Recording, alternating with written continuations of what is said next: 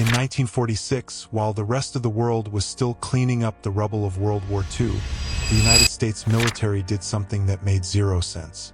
They launched a full-scale naval invasion of Antarctica. It was called Operation Highjump. This wasn't just a handful of scientists with clipboards and telescopes. We're talking about an armada. 4,700 elite soldiers, 13 massive ships, a submarine, and an aircraft carrier.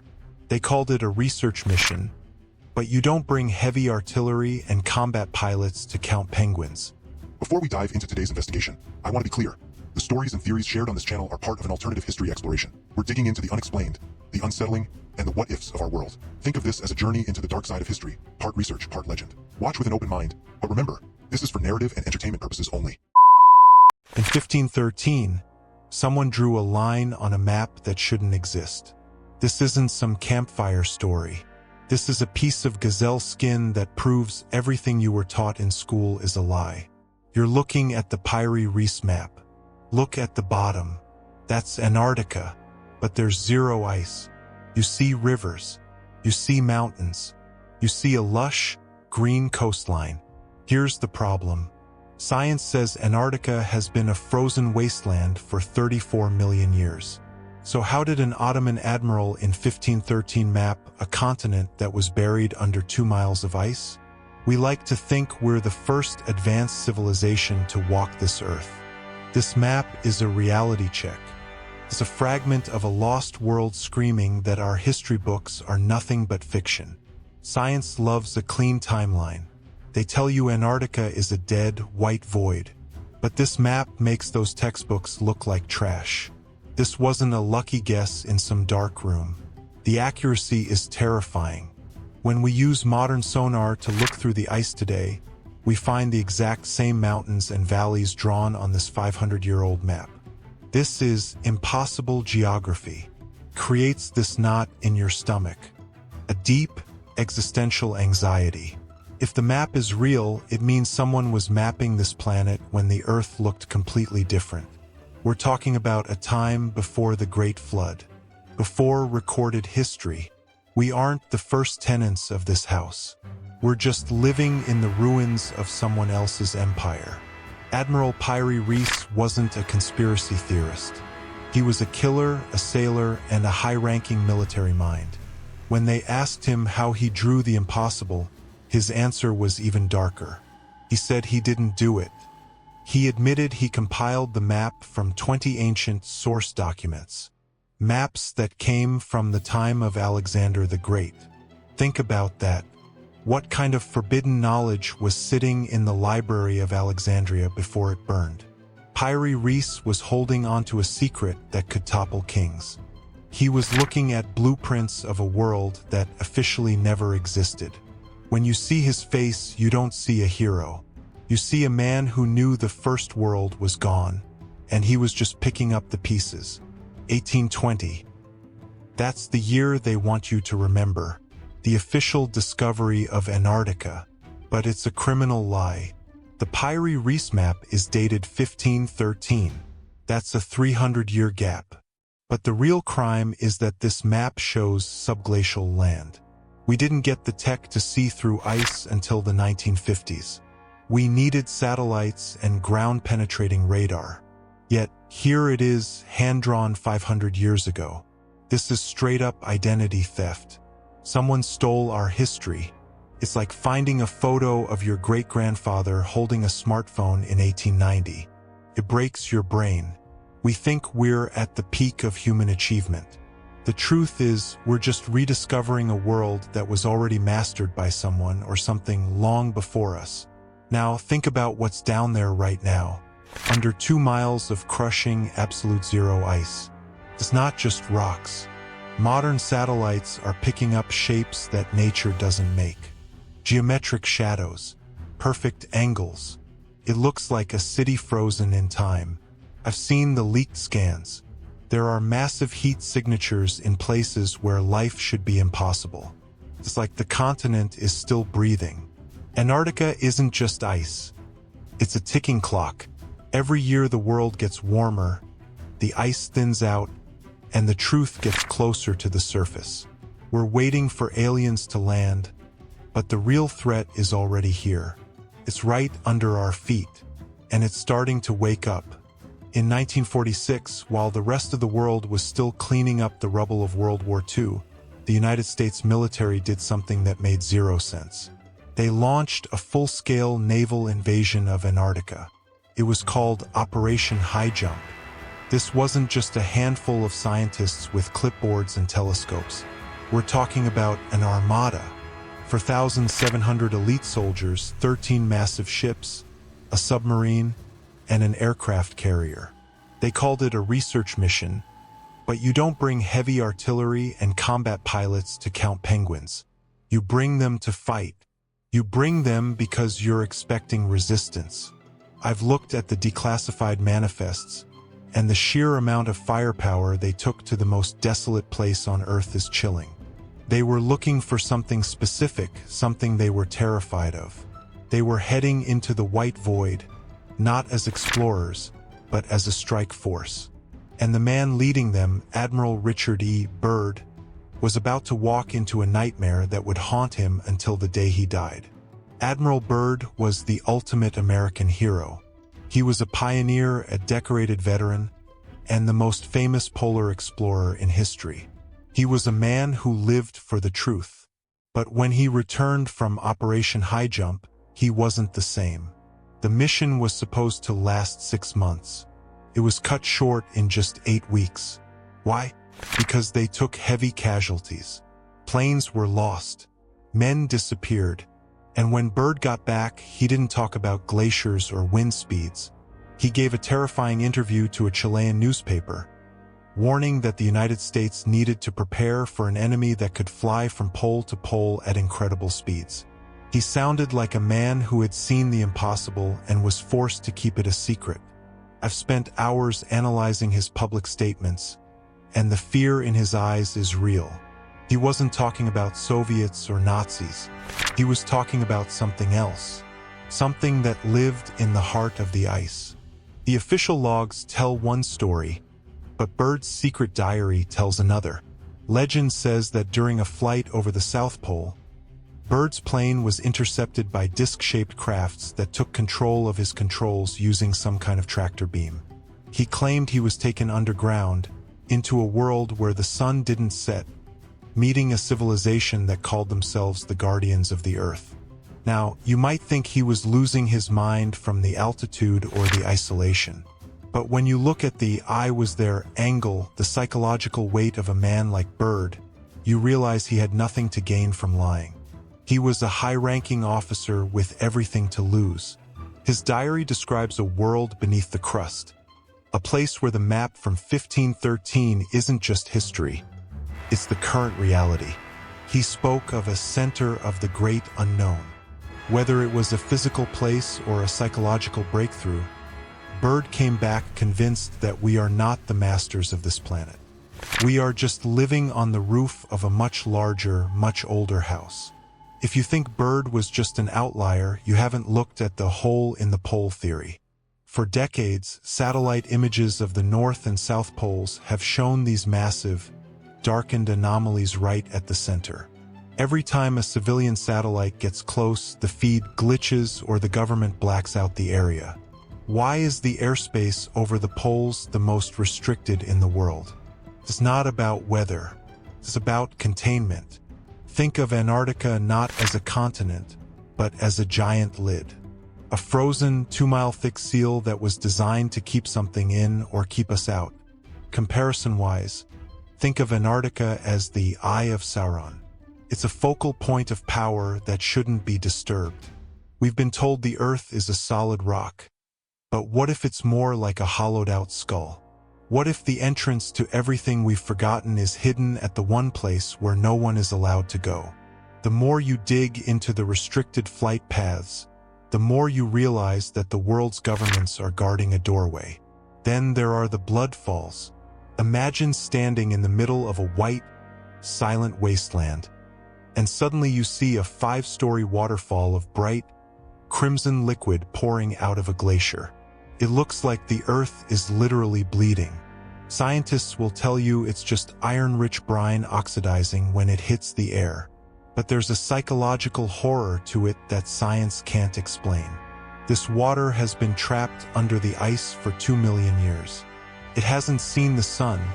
It hasn't breathed our air. It is ancient, stagnant, and alive with microbes that don't exist anywhere else on the planet. It's a reminder that Antarctica isn't just a dead rock. It's a biological time bomb. It's like the continent is a living organism that's starting to hemorrhage. Every time those falls flow, it's a sign that the seal is breaking. The ice is thinning, and the blood of the old world is starting to leak back into our reality. It's a visual warning that the giant is waking up, and the red stain on the white barf is just the beginning of the end. The Piri Reis map isn't just about what it shows. It's about how it was made. When you analyze the mathematics behind the map, you run into a terrifying anomaly. To draw a map this accurate with these specific longitudinal calculations, you need a bird's eye view, not just from a mountain top, but from the atmosphere. It's called spherical trigonometry. The map uses a center point that suggests it was projected from a height that shouldn't have been possible in 1513. It's like someone took a snapshot of the Earth from a satellite and then traced it onto gazelle skin. This isn't just impossible geography. It's impossible perspective. You start to feel this cold realization that the source maps Piri Reis used weren't just old, they were advanced. We are looking at the world through the eyes of someone who could fly before we even understood gravity. It's a psychological gut punch. We think we're the peak of evolution, but we're actually just looking at the leftover blueprints of a much higher power. But why Antarctica? Why were the most dangerous regimes in history obsessed with this frozen void? In 1938, just before the world went to war, the Nazis launched a massive expedition to Antarctica called New Swabia. This wasn't for oil or gold. They sent a ship, the Schwabenland, to drop thousands of swastika-stamped metal poles across the ice. They were claiming the land. But why? Hitler was obsessed with the occult and ancient origins. He believed that the master race came from a lost land, and he was convinced that land was under the ice of Antarctica. I've read the transcripts of Nazi officials claiming they were building an impregnable fortress for the Führer in a place that defied nature. The psychological horror here is that the most evil men in history weren't just looking for land. They were looking for a doorway. They believed the ice was hiding a weapon or a god, and they were willing to bet the entire Third Reich on finding it. When you think of the Nazis in Antarctica, don't just think of flags in the snow. Think of Base 211. There have been countless reports of massive underground tunnels and warm water caves hidden beneath the Mullig-Hoffman Mountains. Legend says they found abandoned structures that were already there, remnants of the same civilization Piri Reis mapped. Imagine being a German soldier in 1939, walking into a cave where the temperature suddenly jumps to 60 degrees, and finding architecture that looks millions of years old. The psychological toll of that discovery would be shattering. They called it New Schwabenland, but it was more like they were trespassing in a haunted house. The US military didn't go to Antarctica after the war just to explore. They went to find out what the Nazis had woken up. We are talking about a secret war fought in the most silent place on Earth, over secrets that were never meant for human hands. Let's go back to the first humans theory. If the Piri Reis map is right and Antarctica was green, it means humans were there during the flash freeze. Imagine a thriving, advanced civilization living in a paradise. Then, in a matter of days, maybe even hours, the crust of the Earth shifts. The sky changes.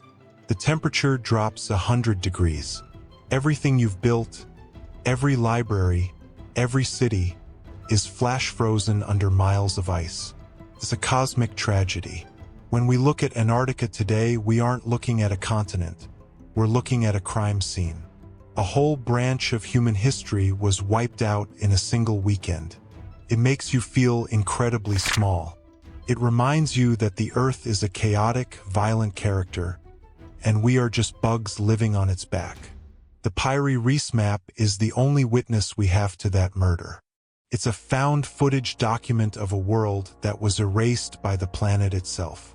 To understand the scale of this mystery, we have to look at the crustal displacement theory. Professor Charles Hapgood, a man Einstein himself respected, argued that the Earth's outer shell can slip like the skin of an orange. He believed Antarctica used to be 2,000 miles further north. It was a tropical hub, but when the crust slipped, it slid into the South Pole and became a permanent tomb. This explains why the Piri Reis map shows the coastline so perfectly. It was mapped before the slip. This theory is the ultimate "I was there" nightmare. It means our planet isn't stable. It means that tomorrow, New York or London could slide into the abyss just like that lost civilization did. The map is a ghost. It's a reminder that nothing is permanent.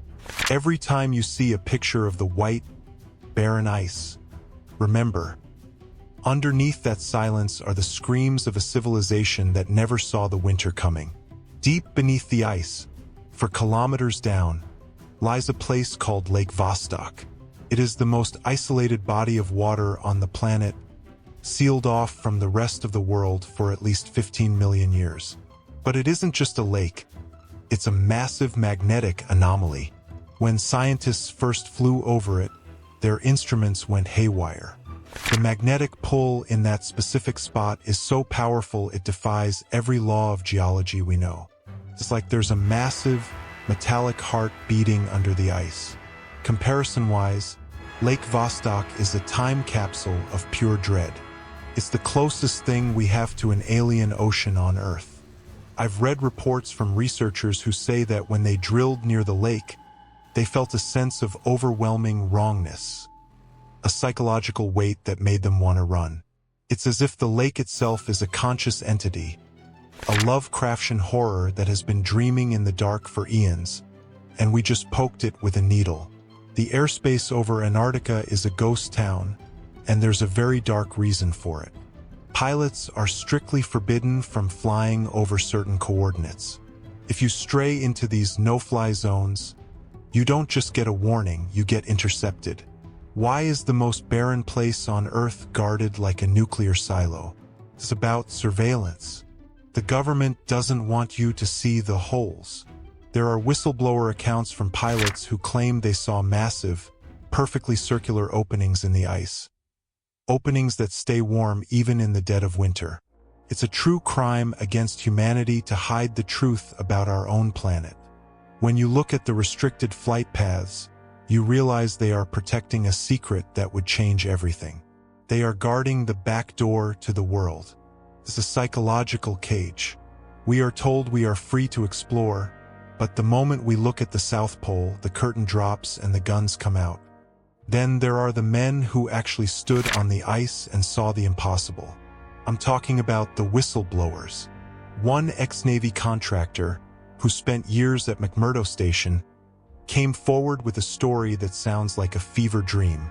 He claimed that during a rescue mission, his team stumbled upon a massive, silver, metallic structure protruding from the ice. It wasn't a research station. It wasn't a base.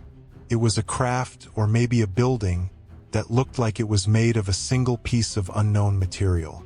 He said the air around it was buzzing with a frequency that made his teeth ache. The psychological toll of seeing something that shouldn't be there is devastating.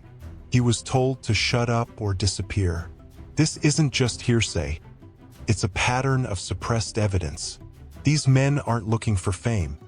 They are looking for a way to sleep at night after seeing the ruins of a world that predates the dinosaurs. To prove this isn't just one lucky map, we have to look at the Orontius Phineas map of 1531. It's another document that shouldn't exist. Like the Piri Reis map, it shows Antarctica with stunning detail, including rivers and mountains that were only discovered by modern seismic equipment in the 1960s. This is the second witness. In the world of crime, one witness is a story, but two witnesses are a conviction. These maps prove that a global maritime civilization once existed. They had the tech to map the entire globe with GPS-level precision while we were still arguing if the Earth was flat. The psychological impact of this is massive. It means we aren't the smartest generation. We are the forgotten generation. We are the survivors of a cataclysm that wiped the slate clean. We're like children playing in a mansion, unaware that the real owners are buried in the basement. The ancient tech theory suggests that these maps weren't just drawings. They were data. If you had the ability to map a continent under 2 miles of ice, you didn't do it with a wooden boat and a compass. You used something that could see through matter. You used something that could fly. This takes us back to the "I was there" angle of the Piri Reis source documents. He said his sources were ancient. How ancient? We are talking about a pre-Ice Age technology that would make our current high-tech world look like a joke. The map is a lingering echo of a world that had mastered the Earth. When you hold a copy of it, you aren't just holding paper. You're holding a piece of a dark god's blueprint. It's a reminder that whatever was down there, whatever mapped that land, it didn't just leave, it left a trail. And that trail leads straight into the dark, frozen heart of the South Pole. Let's talk about the frozen giant. Think of Antarctica not as land, but as a living, breathing Lovecraftian horror. In fiction, Cthulhu is a godlike entity sleeping in a sunken city, waiting for the stars to align so he can wake up and reclaim the world. Antarctica is the real-world version of that myth. It's a sleeping giant, millions of years old, wrapped in a blanket of ice. But the stars are aligning. The planet is heating up. The giant is starting to twitch. The psychological dread comes from the realization that we are the ones waking it up. We're drilling holes into its skin, sending sonar pulses into its brain, and melting its frozen cage. The Piri Reis map isn't just a map. It's a medical chart of a patient that's about to wake up. And when it does, it won't recognize us. We are just the parasites that moved in while it was asleep. The scale of Antarctica is so massive that it humbles every human achievement. It's a white, silent god that doesn't care about our borders or our wars. It only cares about the time when the ice was gone. In 2016, something happened on Google Earth that sent the internet into a frenzy. Users spotted a massive, perfectly symmetrical structure emerging from the melting ice. It looked like a metallic disc, hundreds of feet wide, half buried in a mountainside. Within 24 hours, that specific coordinate was blurred out. Censored. Why? If it was just a rock or a shadow, why hide it? This is the modern version of the Piri Reis cover-up. We have the technology to see the truth, but the gatekeepers of information won't let us. I've seen the original, unblurred screenshots. It doesn't look like a mountain. It looks like a craft that crashed during the flash freeze and is only now being exposed by the sun. The psychological toll of being lied to in real time is what drives people to the edge. We're being told, there's nothing to see here, while the literal evidence of another world is staring us in the face. It's a true crime against the human right to know our own history. Living in Antarctica isn't just a physical challenge. It's a psychological war. The people stationed at places like McMurdo or Amundsen Scott report a phenomenon called the winter-over syndrome. It's more than just cabin fever. They talk about hearing voices in the wind, seeing figures in the whiteouts, and a crushing sense of being watched by the continent itself. It's the "I was there" perspective at its most terrifying. Imagine being thousands of miles from the nearest city, trapped in total darkness for 6 months, knowing that there is 2 miles of ice beneath your boots hiding something ancient. The silence there isn't empty. It's heavy. It's like the ice is trying to communicate, but our brains aren't built to understand its language. The emotional weight of that isolation breaks people. They come back changed. They come back with eyes that have seen the old world peeking through the cracks. They realize that the ice isn't just water. It's a memory. This brings us to the global cover-up. Why do 48 different nations, many of whom are enemies, all agree on one thing? The Antarctic Treaty. They've agreed to keep the continent neutral and demilitarized. But if you try to go there on your own, you'll be turned back by warships. It's the only place on Earth where there is no real freedom. The true crime here is the unity of silence. The world's superpowers are like a group of criminals who all stumbled upon the same treasure and realized they have to keep it a secret to stay in power. They aren't protecting the environment. They are protecting the narrative. If the public knew that the Piri Reis map was real, and that an advanced civilization is buried under that ice, the current world order would collapse. Religion, science, and politics would all have to be rewritten. So they keep the lid on.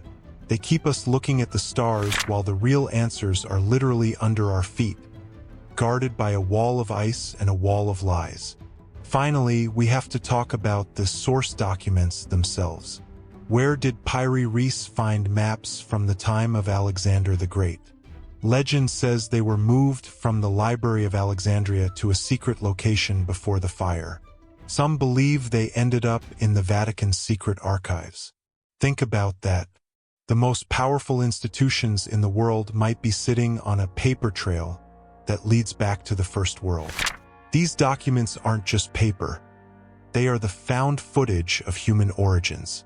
The shock moment is realizing that the maps we have today are just the leaked versions. There is a master map somewhere that shows everything. Every city, every base, every secret entrance into the Earth. Piri Reis gave us a glimpse, a teaser trailer of the truth. But the full movie is locked away in a vault. We're being fed crumbs while the elite are holding the entire loaf. The map that shouldn't exist is just the tip of the iceberg. The rest of it is waiting in the dark. We are living on a melting clock. Every year, trillions of tons of Antarctic ice vanish into the ocean, and for the gatekeepers of history, this is a nightmare. This isn't just about rising sea levels. It's about the unveiling. The Piri Reis map showed a world without ice, and as the heat rises, that world is coming back. We're starting to see things that shouldn't be there. Outlines of structures so massive they dwarf the pyramids. As the lid of the planet melts, the secrets it was designed to contain are leaking out. It's a race against time. The governments are scrambling to categorize and hide these findings before a civilian drone or a private satellite catches a clear shot of a city that died 30 million years ago. The shock moment is realizing that global warming might be the one thing the elite can't control, and it's about to expose the biggest lie in human history. The map wasn't wrong. It was just waiting for the ice to get out of the way. Now we have to face the final found footage. Imagine a grainy, leaked video from a deep-core drilling mission. The camera descends into a hole 3 miles deep. Suddenly, the darkness breaks into a massive, hollow cavern. The lights from the rig hit a wall, and it's not rock. It's polished, dark metal. There are symbols etched into the surface that look like a mix of celestial maps and biological blueprints. The audio is just the sound of wind howling in a place where there should be no air. The recording cuts out just as a shadow moves in the corner of the frame. This is the dread of the "I was there" perspective. We aren't just looking at ruins. We're looking at a house that's still occupied. The lost expedition stories from the 50s aren't just accidents. They are warnings. We broke into a vault we didn't have the key for, and now something is looking back at us through the hole we made. This leads us to the existential trap. If the Piri Reis map is true, then everything we know about our own identity is a fabrication. We've been told we are the product of slow, linear evolution, from apes to farmers to astronauts. But the map proves there was a peak before us. We aren't the authors of the human story. We are just the people reading the middle of a book with the first and last chapters torn out. It's a psychological cage. You start to feel like a lab rat in a cage that's much older than you realize. Our religions, our wars, our struggles for power, they all look pathetic when you realize we are just squatting in the backyard of a civilization that had mapped the globe while our ancestors were supposedly living in caves. We are a species with amnesia, and the map is the only thing trying to wake us up. But some people find the truth so terrifying they would rather stay asleep. The sleeping giant is waking up. Antarctica is Pighal Raha High, and the map that should not exist is no longer a mystery. It's a prophecy. Think of the continent as Cthulhu again. As the ice thins, the heart of the anomaly in Lake Vostok is beating faster. We are seeing seismic activity in places that have been silent for millions of years. The Earth is shifting again. The Piri Reis map shows us how the world was, but it also shows us how it will be once the ice is gone. The shock is that we are the ones living in the anomaly. This period of frozen Antarctica was just a brief moment in the planet's life, and that moment is ending. We are about to witness the return of the first world, and there is no guarantee that there is room for us in it. The map wasn't a gift. It was a keep-out sign that we ignored. So here is the chilling conclusion. Look at the blue, freezing water of the Southern Ocean one last time. We've spent billions of dollars looking at Mars and the Moon, searching for signs of life, for signs of intelligence. All the while, we were standing right on top of it. The Piri Reis map is a mirror. It shows us a version of ourselves that we aren't ready to face. A version that was powerful, global, and eventually erased. As the camera zooms out, leaving the white void behind, you're left with one final, haunting thought. Antarctica shouldn't have been discovered. We should have left it alone. Because once the ice is gone, and the map is complete, the cycle will start all over again. We didn't find Antarctica. It waited for us to get close enough so it could show us how easily a world can die. And the most terrifying part? The map doesn't show where we go next. It only shows what we're about to lose.